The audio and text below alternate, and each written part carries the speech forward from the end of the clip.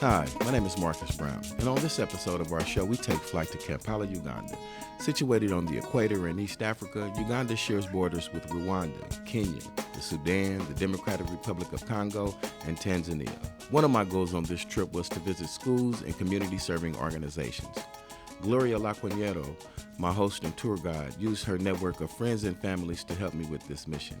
I was able to visit a primary school, boarding school, the major university in Uganda, Makerere, as well as a community organization called Keva Care. I sat down with fellow educator and traveler Andrea Ellis to help me debrief. So tell me about it. You went to Uganda. You were checking out schools over there, huh? Well, absolutely. One, being an educator, it's just kind of centered to, what I want to do as a travel thing. And also, too, at the same time, if you really want to find out about a culture or a country, then look no further to how they're preparing their future. And so that's one of the other reasons why I really wanted to look solidly at the schools as well. Yeah, that makes perfect sense. So I'm just curious, though, off the bat, did you have expectations before you went there that were either confirmed or denied, just in general? Well, and that was the thing. I specifically put myself in student mode, in tourist mode, if you will, just so that I wouldn't have those expectations about what I was getting ready to engage in. Just because we oftentimes get blinded or I wouldn't say blinded, but get a way of thinking, just based off of all the media that we take in. Right. And so I just really wanted to just sit back, be a student, not even go in with my teacher hat on. You know what I'm saying? Just let me just take it in. Right. Wasn't on this big fact-finding mission, like let me dig into the curriculum and let me, sit down and talk to the principal and the superintendents here. It was just, let me just be in the atmosphere, just kind of be a fly on the wall in these people's processes of educating their young people on a daily basis. So. Yeah, it looked like you were just kind of there as, a person who might be going to school there themselves, right? Like you were just kind of in that space, taking it in and being around the energy. Yeah, and just even at that, just thinking about nuances, because I was really, like I said, in student mode, so I really wasn't even thinking about the production value of my footage. And then even at that, I was really apprehensive, especially at the primary school level, because how we are with taking pictures of students. Right. You just couldn't even walk into the building like we walked into, let alone just start snapping shots and Absolutely. videotaping, the students and whatnot. And I was also afraid, because I know what happens when I get around kids. I know, I can really kind of take over and draw the crowd. And I didn't want to, because it almost happened, but then I was like, then something happened.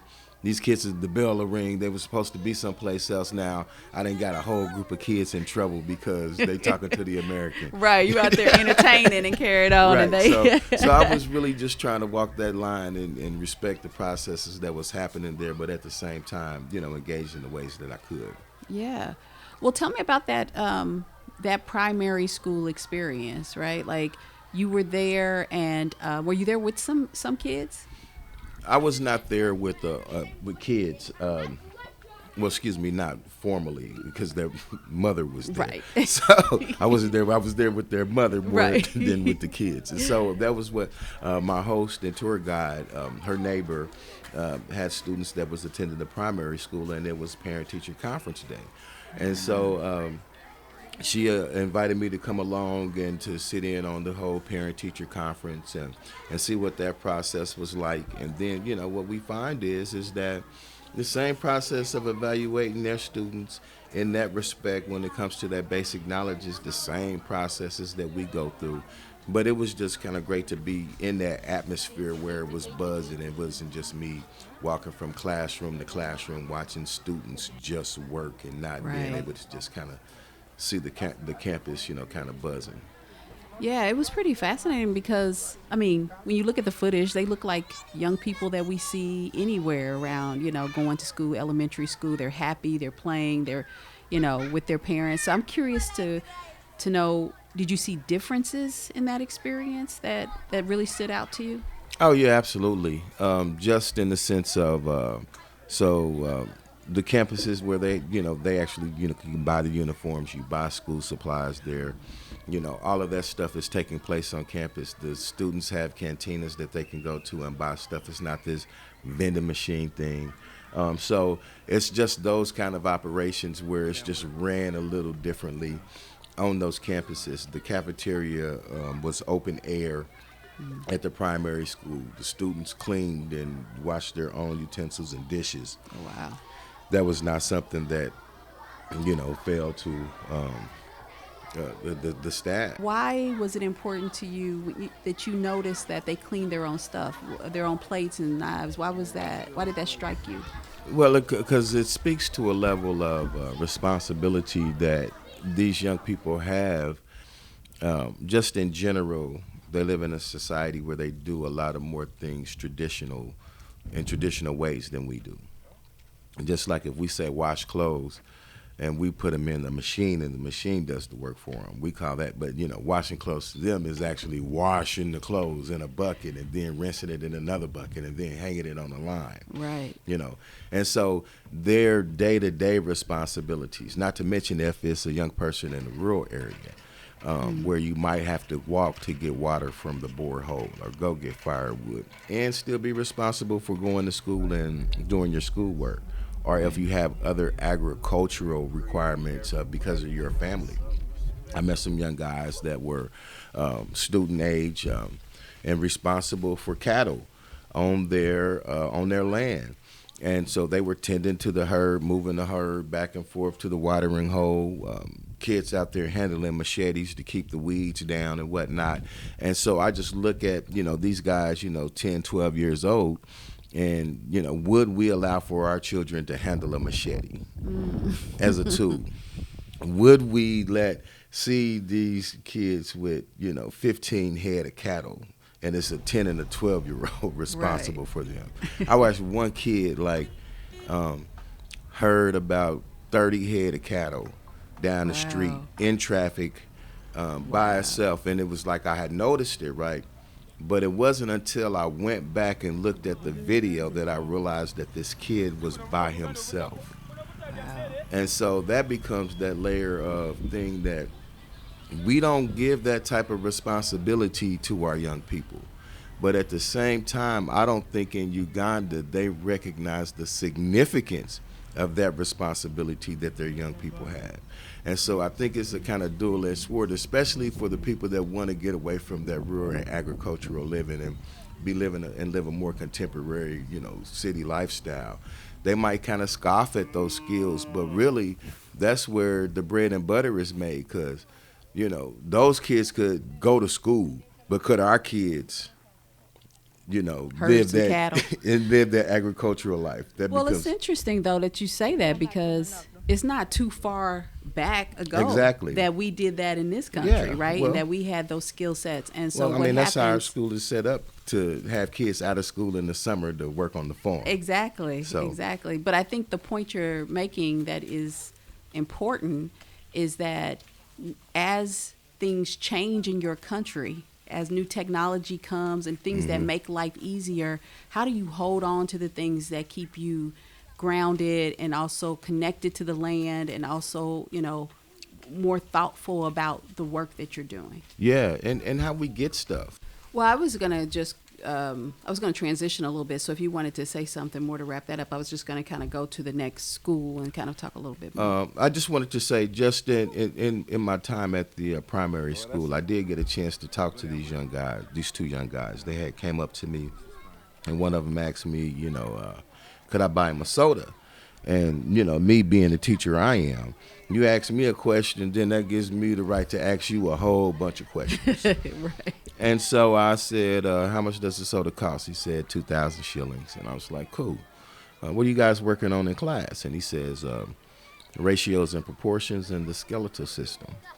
So I'm like, all right. So, I'm not going to hit him with any gotcha questions. Just, can you defend the basic information? So what does 3/12 reduce to?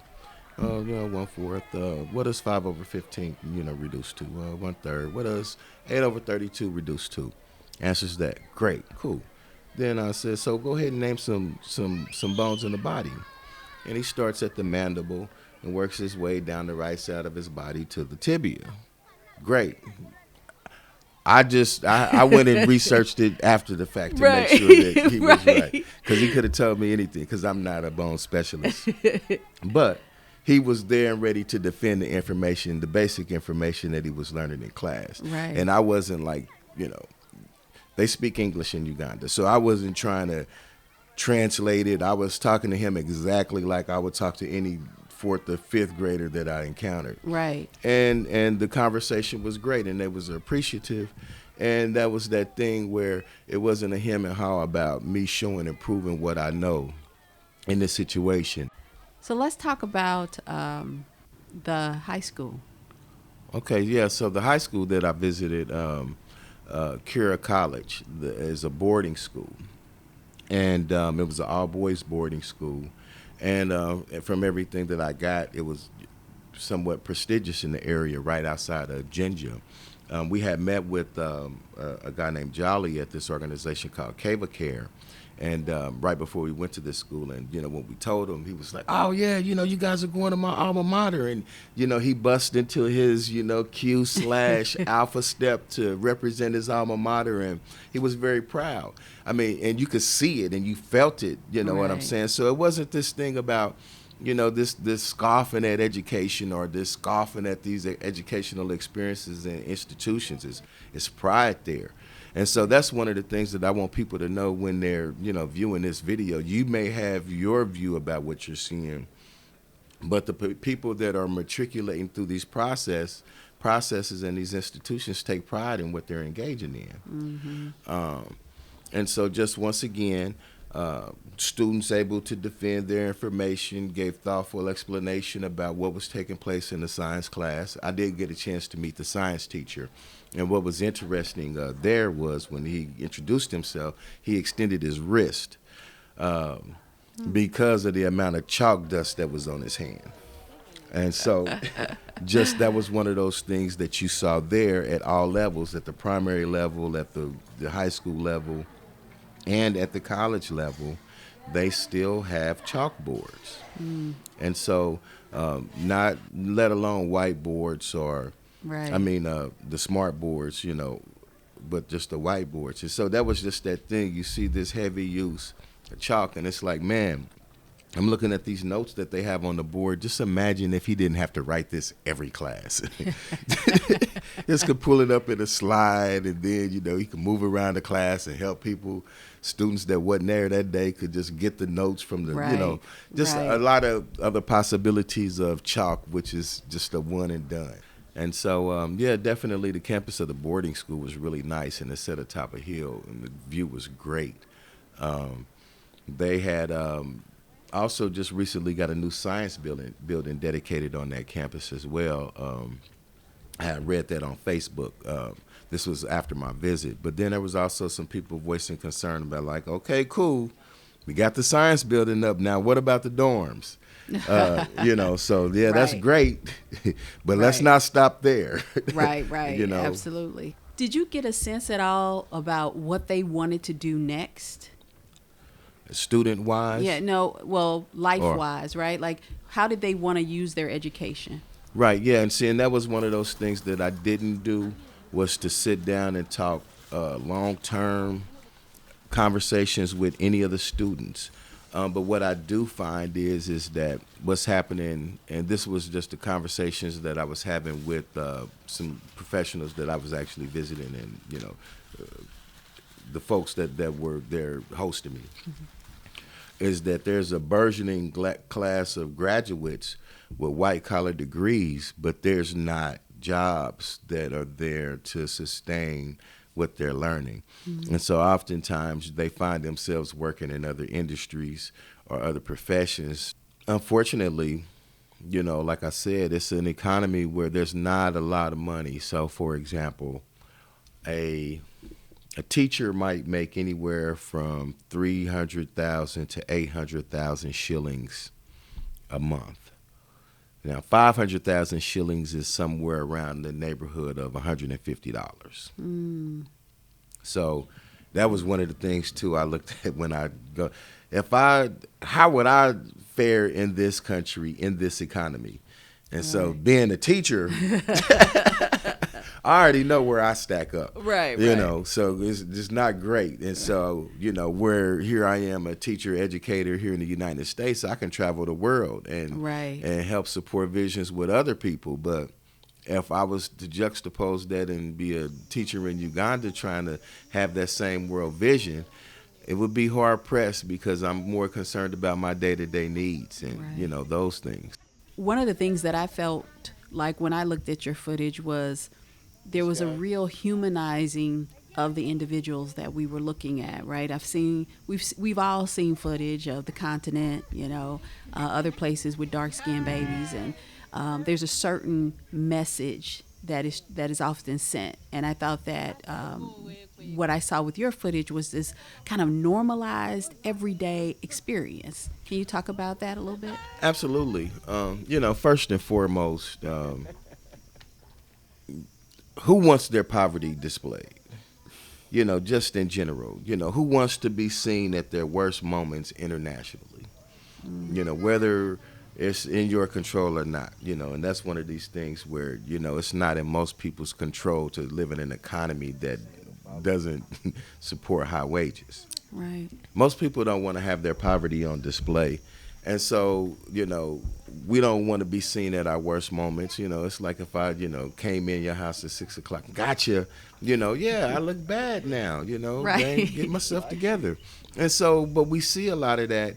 And it's not to say that poverty is not there, but we don't always have to display that side because there's a wide range of people living in a wide varieties of lives and wide variety of incomes. Like I said, Right. I don't know that I drive a Range Rover here, but I saw people driving Range Rovers there. Right. You know, Benz is there, and not just I'm talking about just regular normal stuff, and so that becomes key in that process. Um, I saw that in particular on the mhm, college campus, yeah. right? Just watching those students walking across the street, I'm like, those look like students anywhere on any college campus I've been to. Absolutely, and I felt the same way. You know, and even to the point where, um, you know, you see Jay-Z advertising Tidal on the Right. campus, and you know, you see Nicki Minaj, and you see various African artists, and we know that dance hall music is really, really large across the continent, and of course in the Caribbean. And so now that thing went to the Caribbean, and then it came back to Africa, and so now it's huge.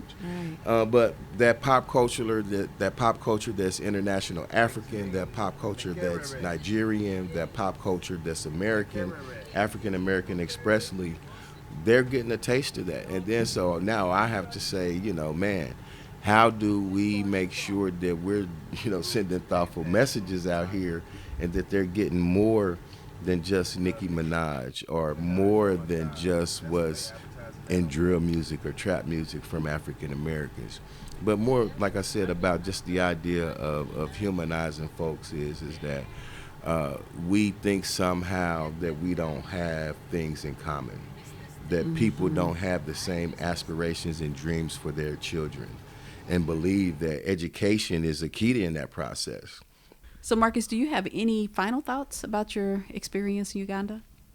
Yeah, you know, I'm definitely glad that you know, I engaged it on the level that I did. I'm definitely glad that I didn't go in, you know, thinking that oh, I want to build all of these great relationships. Oh, I want to take this deep dive, because then you kind of lock yourself into not being able to see the bigger picture because now you went down a wormhole right here.